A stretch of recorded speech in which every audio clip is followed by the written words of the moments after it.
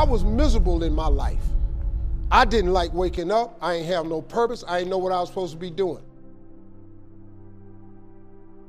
On October 8th, 1985, I walked in a comedy club for the first time, signed up for the following week.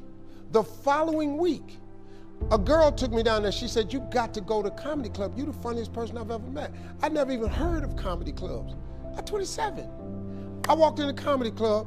I signed up for the following week. I'm gonna sit here and learn. I knew I was funny. I just didn't know what to do with it. They had 10 acts go up. 9 of them went up. I didn't laugh at one joke. I was just sitting there just, man, I wish that was me. Man, they should have said this. Every joke they told, I knew the punchline before they said it, and I wrote a better punchline in my mind, what they should have said. It got to guy number 10, they called his name, he wasn't there.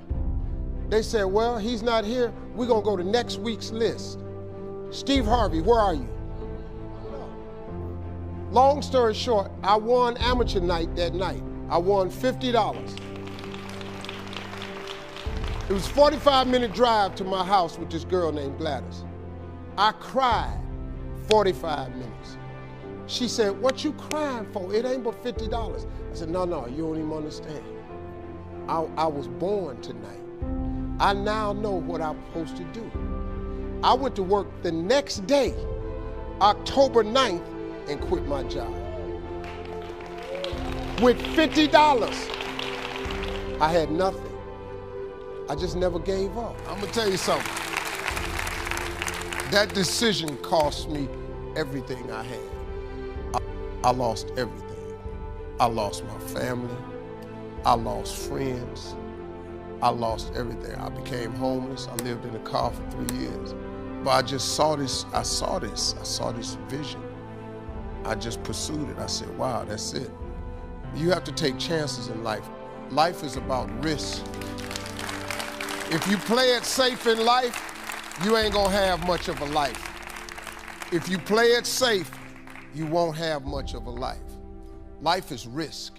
It takes courage to pursue your dream. Now, it's gonna cost you something.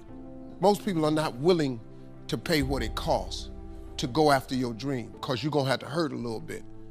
And most people don't like being uncomfortable. If you don't wanna be uncomfortable, please do not pursue success, because success is a very uncomfortable feeling.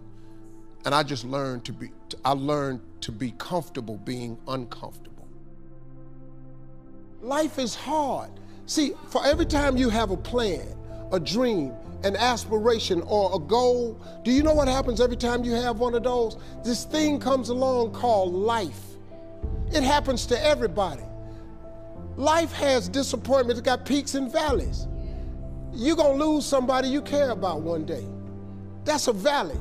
Somebody gonna close the plant you thought was gonna stay open so you could retire. That's a valley. Somebody gonna fire you for an unjust cause. That's a valley. The people that got your credit card gonna sell their company, gonna sell their business to another credit card company. Your 18% go up to 26%. You don't even know why now your minimum didn't change. Because it's life. You can stop thinking that life fitting to be easy, because I got news for you, it ain't. That's a false hope to think you're gonna have a wonderfully carefree life. That's unthinkable. We all live in this bubble. What you gotta do, you gotta put more air in your bubble. You got to blow your bubble up. Expand yourself.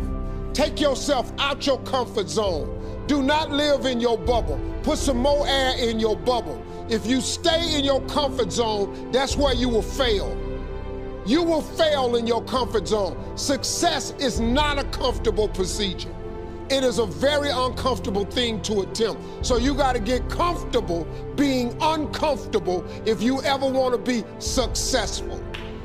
Start putting some pressure on. Put some pressure on yourself. Get out here and get about it.